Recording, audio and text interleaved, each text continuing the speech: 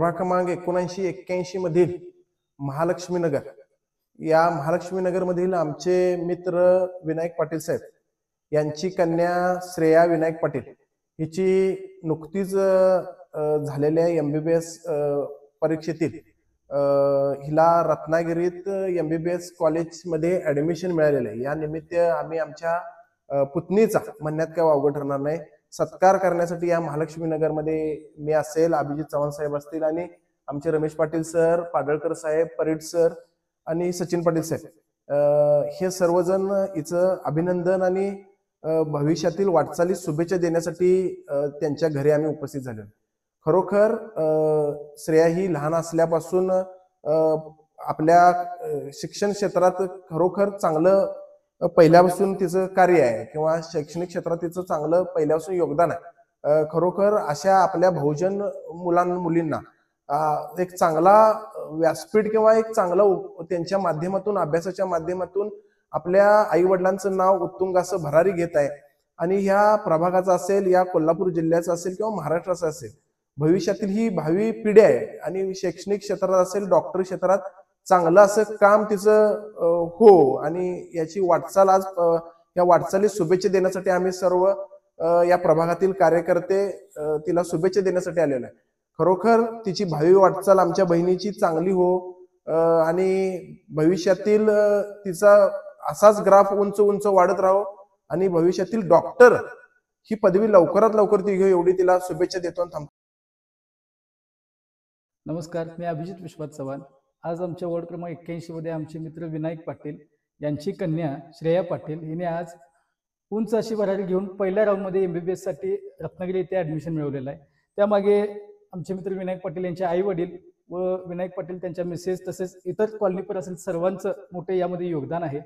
श्रेया पाटील हिने असेच उंच भरारी परत इथून पुढे देखील तिच्या शिक्षणामध्ये घेत राहावी ह्याच आमच्या तिला शुभेच्छा। नमस्कार, मी श्रेया विनायक पाटील।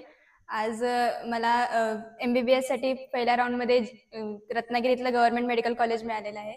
या माझ्या यशात सगळ्यात मोठा वाटा म्हणजे सगळ्यात पहिला आमच्या आजी आजोबांचं, त्यानंतर माझ्या आई वडिलांचं त्यात यशात खूप मोठा वाटा आहे। त्यांच्यामुळेच आज हे होऊ शकलं, सगळं घडू शकलं आणि ह्या आम्हाला सत्कार करायला ही सगळी मंडळी इथे आलेले आहे, सगळ्यांचे आभार मानते।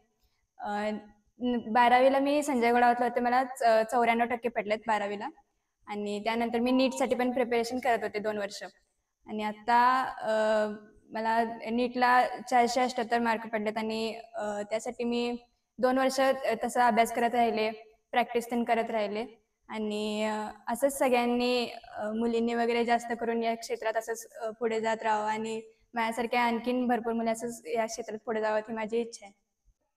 नमस्कार, मी विनायक राजाराम पाटील। आज प्रथमतः मी माझ्या मुलगीची जी गव्हर्नमेंट मेडिकल कॉलेज रत्नागिरीमध्ये जी निवड झाली आहे MBBS साठी, त्या निमित्ताने माझ्या घरी माझ्या मुलगीचा सत्कार करण्यासाठी, तिला प्रोत्साहन देण्यासाठी, तिच्या भावी वाटचालीसाठी शुभेच्छा देण्यासाठी माननीय अभिजित खतकर साहेब, माननीय अभिजित चव्हाण साहेब आणि बाकी मान्यवरांचं मनापासून आभार व्यक्त करतो। त्यांनी आपला वेळात वेळ काढून माझ्या घरी आलेत आणि आम्हाला संपूर्ण परिवाराला जे काही शुभेच्छा दिल्या त्याच्याबद्दल मी त्यांचा कायम ऋणी राहीन। माझं या चॅनलच्या माध्यमातून आपल्या सर्वांना एकच आव्हान आहे की आपल्या मुलांना कधी शिकवत असताना, खास करून मुलींना कधी म्हणजे अडवू नका। कारण बऱ्याच वेळा असं होतं की मुलगी आहे म्हणून तिच्यावर शिक्षणाचा खर्च करायचं वगैरे लोक टाळत असतात, पण माझं मनापासून असं सर्वांना विनंती आहे की मुलगी किंवा मुलगा असा फरक करू नका। तुमच्याकडून जे काही होऊ शकतं त्यांच्यासाठी, त्यांच्या करिअरसाठी ते सर्व करा तुम्ही। आणि नक्कीच आजच्या तारखेला जर बघितलं तर जेवढ्याही कॉम्पिटेटिव्ह एक्झाम आहेत त्यामध्ये मुली ह्या नेहमी मुलांच्या पेक्षा सरस आहेत, तर त्यांच्या ठिकाणी जर सर्व म्हणजे 100% देत असतील तर तुम्ही त्यांच्या पुढे एक पाऊल ठेवून त्यांच्यासाठी केलं पाहिजे।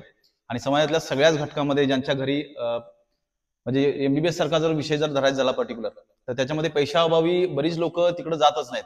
तर असं काही नाहीये, जर मुलामध्ये क्वालिटी असेल, विद्यार्थ्यामध्ये जर ती क्षमता असेल तर त्या सुद्धा वर्गामधून त्या सहजासहजी नीट सारखी एक्झाम क्लिअर करून गव्हर्नमेंट कॉलेज सारख्या ठिकाणी जाऊन आपल्या आई वडिलांना कसलाही खर्चिक भार न ठेवता पुढे जाऊ शकतात आणि इतरांच्यासाठी प्रेरणास्थान बनू शकतात।